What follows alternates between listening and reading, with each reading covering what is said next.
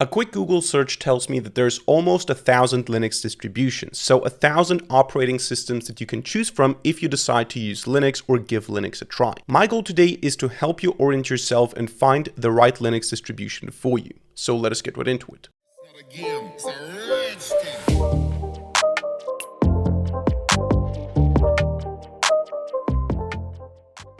Alright, so we're going to do some yapping about Linux today. My goal is to help you find the best Linux distribution for your specific use cases, especially if you are a beginner. I want to keep this video short and concise, so I don't want to waste too much of your time.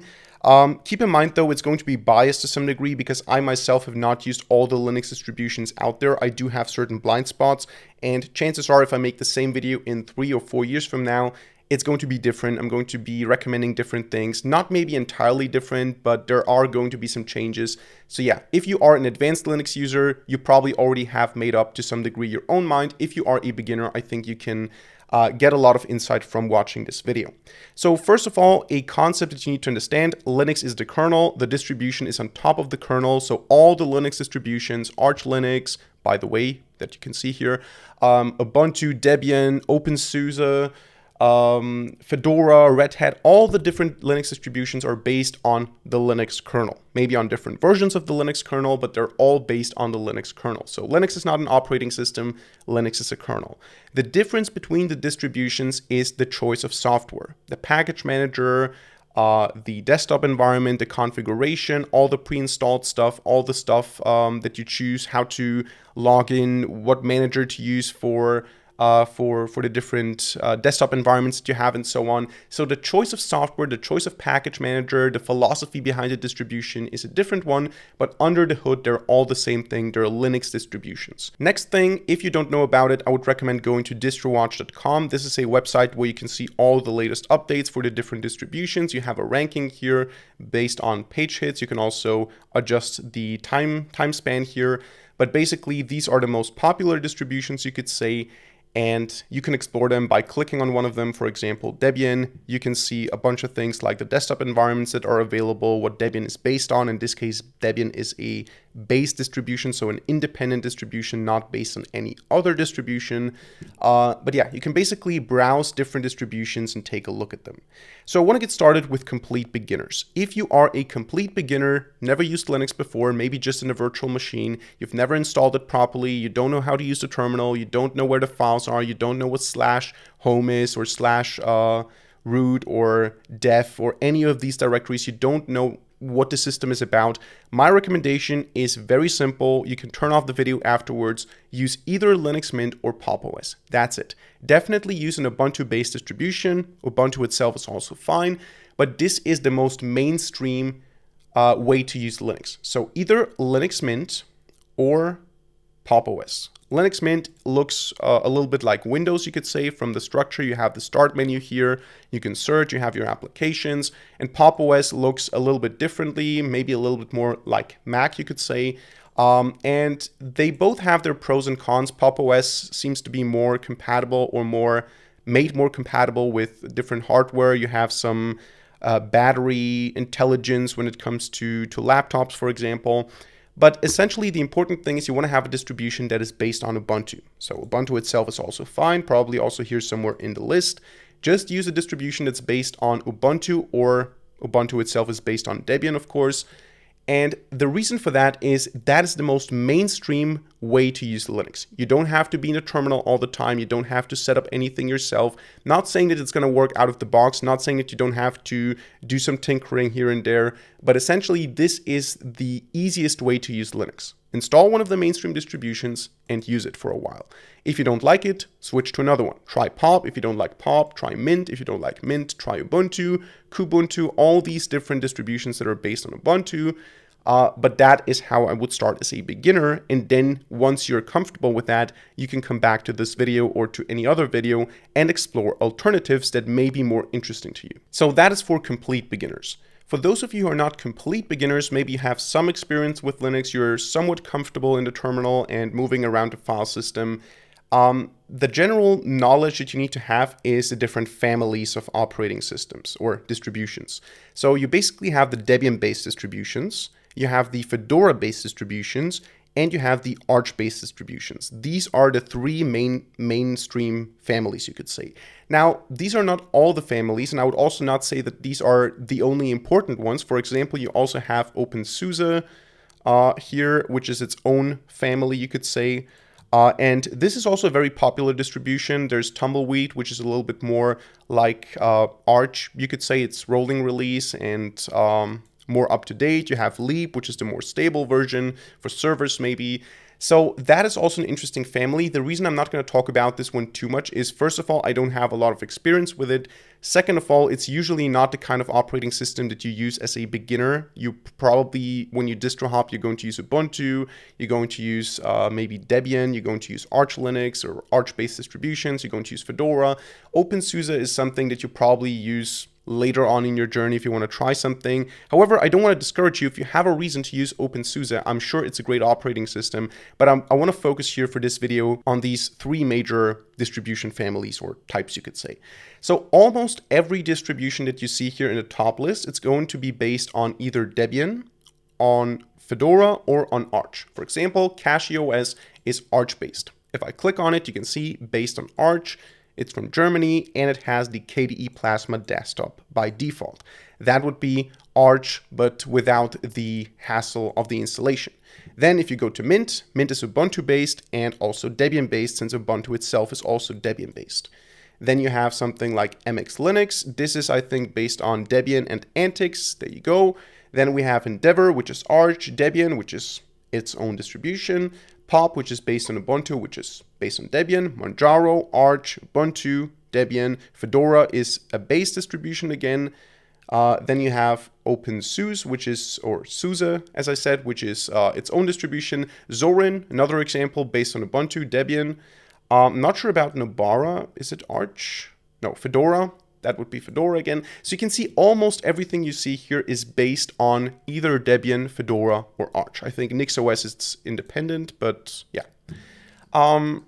And the reason this is important is because this has certain implications. If you're using a Debian-based distribution, the packages, the default packages, are usually a little bit older and more stable, you could say, but you don't really get new versions of software that quickly. I would say that Debian itself is probably the perfect operating system for a server. If you have a home server or if you have to set up a server in any capacity, I would say Debian is the go-to operating system. Maybe you can go Ubuntu server, but that is what Debian excels in. I wouldn't use Debian as a daily driver on my desktop. I have done it, I think, for a week some time ago, but basically, yeah, that is the perfect system for servers. Probably also in combination with Red Hat. Red Hat is the basically Fedora enterprise version. So you can see based on Fedora, it's the enterprise version of that. It's with support and all that.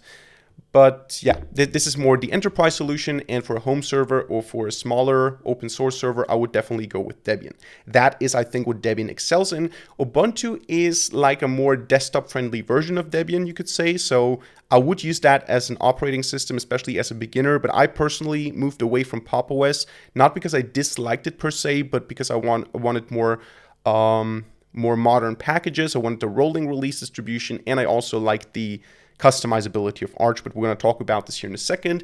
But that is basically the classic Linux way, the stable Linux way, Debian or Debian-based or Ubuntu-based distributions. Now, Fedora is a very popular distribution. As far as I know, Linus Torvalds, who is the creator of Linux, uses Fedora as his operating system.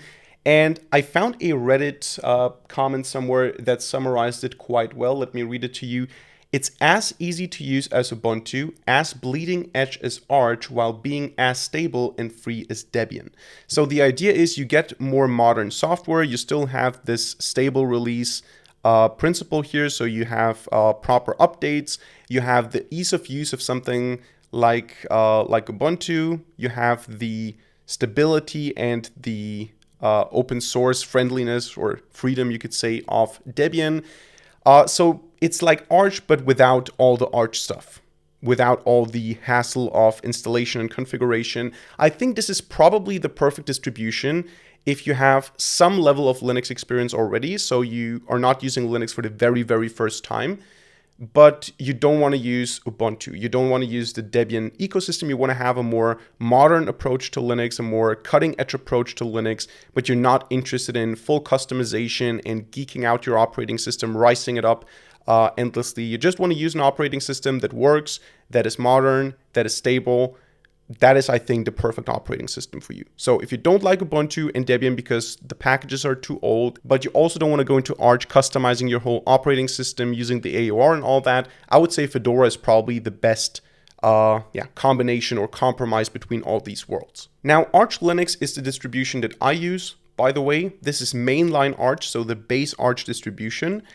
And I would say that this is probably not interesting for most users, especially not for beginners. And I'm not saying this in some sort of elitist Arch user kind of way.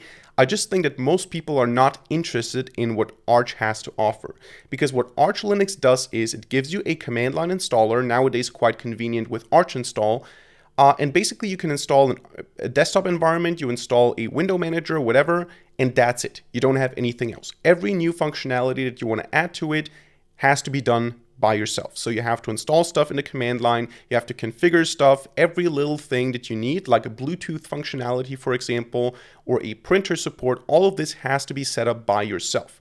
This is, of course, kind of tedious and maybe too complicated for beginners, but it's also very rewarding because in the end, you have a system where you installed every single component, you have full control over the system, you know what is running on your system, and everything is customized and configured exactly like you want it.